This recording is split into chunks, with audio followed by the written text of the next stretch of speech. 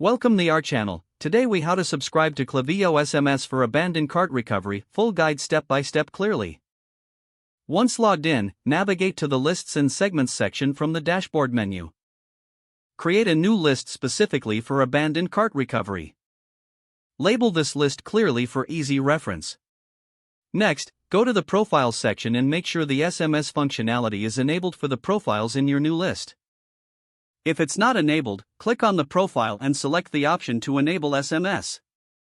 Now, proceed to create a sign-up form to collect mobile numbers. Design the form to ensure it's engaging and straightforward for visitors. Integrate this sign-up form on your website, ideally on the cart page or during checkout.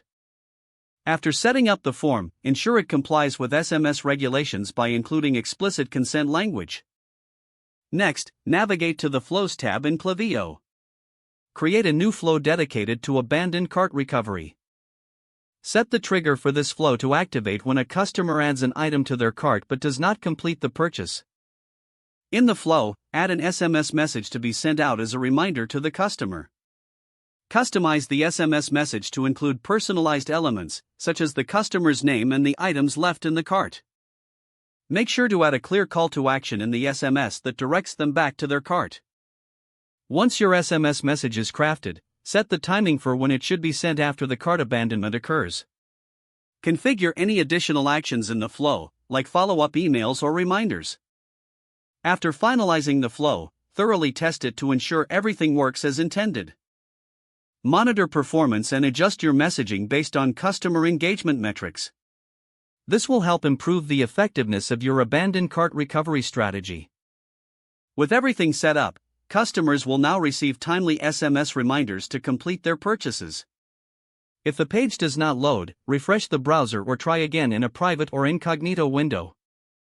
Make sure you are using the correct email address, then retype it carefully to avoid small typos.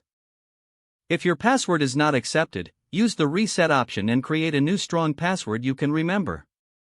Check your spam folder for verification. Enable two-factor authentication if available to improve account security and reduce unauthorized access risk.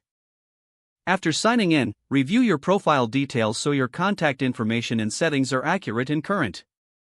If you see an error message, note it down and try again after restarting your device and internet connection. Don't forget to like this video and subscribe to our channel for more step-by-step tech guides.